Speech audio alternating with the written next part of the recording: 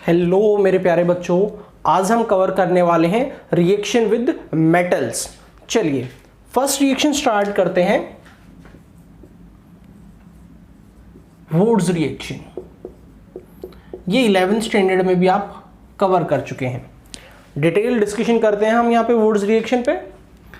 चलिए सबसे पहले हम बात करते हैं वुड्स रिएक्शन में हम क्या क्या यूज करते हैं। हेलो एल्कीन रिएक्ट करवाएंगे सोडियम के साथ, प्रेजेंस रहेगी ड्राई ईथर की। ओके, इन सब की हेल्प से हम वुड्स रिएक्शन को कंप्लीट करने वाले हैं। चलिए हेलो एल्कीन, हमने यहां पे लिया CH3Cl, Na 2 एटम हमने यूज किए हैं सोडियम के, Cl CH3 in presence of dry ether. सभी पॉइंट हम एक्सप्लेन करेंगे। ड्राई ईथर क्यों लिया गया है, 2 एटम ऑफ सोडियम क्यों लिए गए हैं। चलिए अभी हम केवल समझ लेते हैं कि कैसे हुई ये रिएक्शन। यहां से 2 NaCl बाहर चला जाएगा और ये CH3 इस CH3 से बॉन्डेड हो जाएगा, मीन्स आपका हायर एल्कीन बन गया है और यहां पे आ जाएगा 2 NaCl। चलिए अब याद रखना, इसमें हमेशा डबल होता है कंपाउंड, 1 का है 2 का हो जाएगा, 2 का है 4 का हो जाएगा। Like CH3 CH2 X 2 Na X CH2 CH3 dry ether. चलिए अब यहां से X और आपका बन जाएगा C2H5 2 NaX। ओके, तो डबल हो गया है, ब्यूटेन हो गया, 4 कार्बन का हो गया है, यहां पे 2 कार्बन का है। अब हम बात करते हैं इंपॉर्टेंट पॉइंट पे, ये सिमेट्रिकल है। अब सिमेट्रिकल क्या होता है, यहां पे भी एक कार्बन का कंपाउंड है और यहां पे भी एक सिंगल कार्बन का कंपाउंड है। यहां पे 2 है, यहां पे 2 है, मींस ये सिमेट्री है, ये सिमेट्रिकल है। वुड्स रिएक्शन बेस्ट है सिमेट्रिकल के लिए, अनसिमेट्रिकल के लिए बेस्ट नहीं है। सुनिए क्यों नहीं है, क्या प्रॉब्लम है इसमें। अब अगर आप एक तरफ ले लेते हैं CH3Cl और एक तरफ आप ले लेते हैं Cl CH2 CH3 dry ether, then हम क्या सोचते हैं, यहां से Cl यहां से Cl निकल जाएगा और हमारा प्रोपेन बन जाएगा CH3 CH2 CH3। बट जैसा हम सोचते हैं केवल ऐसा थोड़ी ना हो रहा है, क्या कुछ और प्रोडक्ट भी बन रहा है, तो इसमें कुछ और प्रोडक्ट भी बन रहे होते हैं। वो क्या क्या बन रहे हैं वो मैं आपको अभी एक्सप्लेन करता हूं, और कैसे बन रहे हैं वो भी हम एक्सप्लेन करते हैं। बट उससे पहले सुनिए ड्राई ईथर क्यों लिया गया है। ड्राई ईथर यहां पे यूज किया गया है क्योंकि सोडियम हाईली रिएक्टिव है। अगर इसको हाइड्रस कंडीशन मिली तो ये क्या करेगा, इसके साथ रिएक्ट कर जाएगा हाइड्रस कंडीशन के साथ और रिएक्शन नहीं होगी। इस प्रॉब्लम को अवॉइड करने के लिए हमने क्या ले लिया है, ड्राई ईथर। कभी कभार हम सॉल्वेंट लेते हैं जो नॉन रिएक्टिव होते हैं, जो केवल एक मीडियम का काम करवाते हैं रिएक्शन को कंप्लीट करवाने के लिए। क्या होता है, कभी कभार रिएक्शन को जितना टेम्परेचर चाहिए होता है, रिएक्शन उतना टेम्परेचर बियर नहीं कर पाती है। उस टेम्परेचर से पहले वो वेपराइज होके बाहर निकल जाते हैं आपके रिएक्टेंट्स। अब उस टेम्परेचर को देने के लिए हम सॉल्वेंट यूज कर लेते हैं। जो सॉल्वेंट उस टेम्परेचर तक जहां पे वो रिएक्ट करने वाली है, उस टेम्परेचर तक उसको क्या करके रखती है, वो उस कंटेनर के अंदर रखती है, वेपराइज नहीं होने देती है। चलिए अब सिमेट्रिकल के लिए बेस्ट है, हमें समझ आता है। अब अनसिमेट्रिकल के लिए बेस्ट नहीं है, क्या प्रॉब्लम है वो हम अब डिस्कस करने जा रहे हैं। चलिए सुनिए अनसिमेट्रिकल में क्या प्रॉब्लम है, ऐसा क्या हुआ कि अनसिमेट्रिकल के लिए ये बेस्ट नहीं हुई। तो पहले तो आप ये रिएक्शन समझ लीजिए, RX है 2 Na है, ये भी मैं बताऊंगा 2 Na क्यों लिया गया है, XR' है। अब आपको समझना है R dash means different different है, ये सिंगल है वो 2 का हो सकता है, ये 2 का वो 3 का हो सकता है। हमारा बनेगा क्या यहाँ पे, R R R R dash R dash R dash. इस रिएक्शन के अंदर हमारे जो प्रोडक्ट हैं वो मोर देन 1 हो गए हैं। और हमसे अगर पूछा जाए कि रिएक्शन कौन सी बेस्ट है, देन हमारा आंसर आएगा वो रिएक्शन बेस्ट होती है जिसमें सिंगल प्रोडक्ट मिले, हमें साइड प्रोडक्ट नहीं मिलने चाहिए, अदरवाइज हमारा टाइम वेस्ट होगा और हमारा मनी वेस्ट होगा। कैसे, आपको सेपरेशन करना पड़ेगा, है ना। कुछ लोग समझते हैं अच्छा हो गया 3 बन गए एक साथ, आपको सेपरेशन करना पड़ेगा। अब सेपरेशन करेंगे तो हमारी कॉस्ट भी बढ़ेगी और हमारा टाइम भी खराब होगा। इसीलिए वो रिएक्शन बेस्ट नहीं मानी जाती है जिसमें एक से ज़्यादा प्रोडक्ट बनते हैं। तो यहाँ पे एक से ज़्यादा प्रोडक्ट बन रहे हैं। चलिए अब एक से ज़्यादा कैसे बने, हमें तो ये सिखाया गया है, आर आर डैश रिएक्ट हो जाएगा। बट एक्चुअल जो कहानी है वो कुछ ऐसे है। यहाँ पे आपने सोडियम डाला है, सोडियम का एक एटम 2 एटम नहीं डाले आपने, 2 एटम तो हम ले ही नहीं सकते, तो काफ़ी सारे एटम्स हैं सोडियम के। और यहाँ से आपने RX और यहाँ से आपने XR डैश लिया है। अब हम सोचते हैं ऐसा होगा, बट कंटेनर के अंदर तो कुछ और भी हो रहा होता है ना। कैसे, सुनिए, ऐसी यूनिट बहुत सारी हैं, एक ही नहीं है, बहुत सारी यूनिट है, और ऐसी जो यूनिट है वो भी बहुत सारी हैं।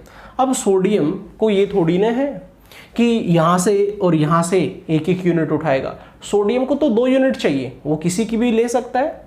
तो सोडियम अब 2 एटम ही क्यों ले रहा है, क्योंकि सुनिए यहाँ पे जैसे मान लेते हैं ये हमारा CH3X है, तो यहाँ से एक ही X तो निकलेगा, मीन्स एक ही बॉन्ड फ्री हुआ।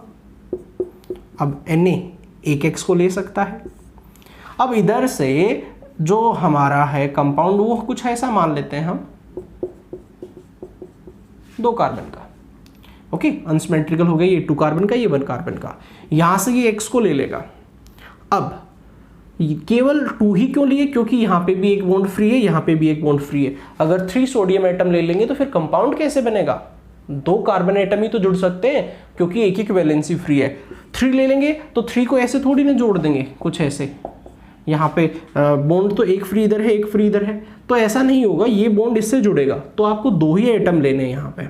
अब यहाँ पे सुनिए, अगर ऐसा हुआ एक यूनिट यहाँ से एक यूनिट यहाँ से ली गई, देन आपका प्रोडक्ट क्या बना, CH3 CH2 CH3, बिल्कुल सही है। बट अब ऐसा भी तो हो सकता है सोडियम इसकी 2 यूनिट के साथ रिएक्ट हो जाए, हो सकता है, क्यों नहीं। अब अगर सोडियम इसकी 2 यूनिट के साथ रिएक्ट होता है तो यहां पे CH3X2Na CH3X, यहां से हमारा क्या बना, CH3 मीन्स हमारा इथेन बन गया। यहाँ पे हमारा प्रोपेन है।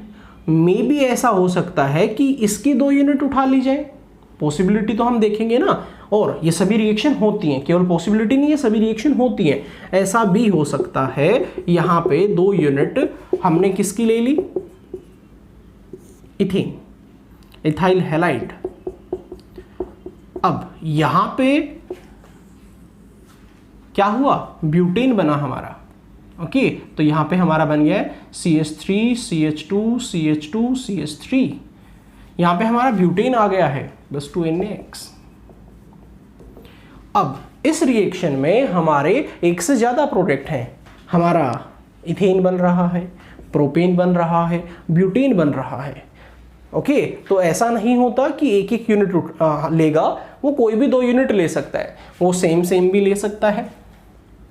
ये सेम से मिथाइल मिथाइल हो गया, ये सेम से मिथाइल इथाइल हो गया, और ऐसा भी हो सकता है एक मिथाइल और एक इथाइल ले ले। तो इस रिएक्शन में हमारे जो प्रोडक्ट हैं वो 3 है, और वो रिएक्शन बेस्ट नहीं है। इसीलिए हम बोलते हैं वुड्स रिएक्शन बेस्ट नहीं है अनसिमेट्रिकल के लिए, ओके। अब मैंने बता दिया है ड्राई ईथर का क्या रोल है, वो भी आपको समझ में आ गया होगा। चलिए तो वुड्स हमेशा बेटर रहेगी सिमेट्रिकल के लिए और उसको डबल कर देगी और साइक्लिक कंपाउंड भी बना सकती है, ये भी मैं आपको बता देता हूँ। CH2 CH2 CH2 CH2X। अगर आप इसको रिएक्ट करवाना चाहते हैं 2Na के साथ ड्राई ईथर, देन क्या हो जाएगा, यहाँ से X Na के साथ। अब ये वैलेंसी फ्री है, ये वैलेंसी फ्री है। अब ये तो हमारा डाई हेलोजन है, ओके। तो इसमें क्या होगा, ये यूनिट इसके साथ जुड़ जाएगी, मीन्स हमारा यहाँ पे बन जाएगा साइक्लोब्यूटेन, ऐसा भी आप बता सकते हैं। तो ये हमारी रिएक्शन हुई वुड्स रिएक्शन। आई होप आपको समझ में आ गई होगी। चलिए अब हम चलते हैं reaction with magnesium. Reaction with magnesium. अब RX रिएक्ट करता है मैग्नीशियम के साथ, देखिए कैसे करता है। RX react with magnesium in presence of dry ether. ये भी ड्राई ईथर की प्रेजेंस में है, क्यों है मैं वो आपको भी बताता हूँ। यहाँ पे मैग्नीशियम ट्रैप हो जाता है इनके बीच में और हमारा बन जाता है RMgX, और ये हमारा हो गया है Grignard reagent. Most important reagent है, बार बार यूज होगा और इसको हम यूनिवर्सल रिएजेंट के नाम से भी जानते हैं, यूनिवर्सल रिएजेंट। ओके, अब यूनिवर्सल रिएजेंट क्यों माना गया है मैं वो आपको बता रहा हूं। अब ड्राई ईथर क्यों लिया गया है ये भी हम क्लियर कर रहे हैं। देखिए, अगर कभी भी ग्रिग्नार्ड रिएजेंट को अगर H2O मिला, हाइड्रस कंडीशन मिली, हाईली रिएक्टिव है, ब्रेक हो जाएगा। ये नेगेटिव, ये पॉजिटिव, यहाँ पे H पॉजिटिव, OH नेगेटिव। अब आपको क्लियर होगा, H इधर चला जाएगा, OH इधर चला जाएगा, मीन्स आपका RH और MgXOH बहुत जल्दी से ये कंपाउंड आपका डिसोसिएट हो जाएगा। इसीलिए आप क्या लेंगे, ड्राई ईथर। अनहाइड्रस कंडीशन होनी चाहिए। पूछा जाता है कभी कभार आपसे, अनहाइड्रस कंडीशन क्यों होनी चाहिए, क्योंकि ये बहुत जल्दी रिएक्ट कर लेता है और फिर आपको ग्रिग्नार्ड रिएजेंट नहीं मिलेगा। ये पॉइंट हमारा क्लियर हो गया है। अब ये यूनिवर्सल रिएजेंट के नाम से क्यों जाना जाता है, अब ये हम क्लियर कर लेते हैं। देखिए, ग्रिग्नार्ड रिएजेंट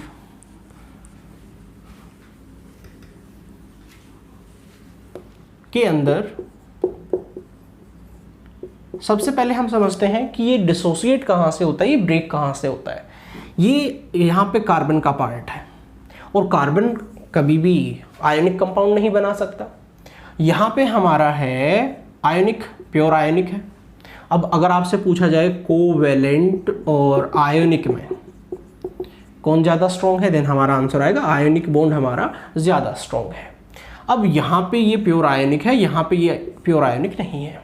अब ये वाला पार्ट पहले डिसोसिएट होगा, क्योंकि कुछ बच्चों को यही नहीं पता ये यहाँ से टूटेगा, ये यहाँ से टूटेगा। तो मैं आपको बता देता हूँ, ये कंपाउंड यहाँ से ब्रेक होगा, मीन्स R नेगेटिव और MgX इसके ऊपर पॉजिटिव आता है। डिसोसिएशन आपको पता होना चाहिए, तभी आप रिएक्शन को बता पाएंगे। अब यूनिवर्सल क्यों माना गया है, सुनिए। देखिए, आप पढ़ते हैं हेलो एल्कीन, हेलो एल्कीन में होता है RX, हेलो एल्कीन।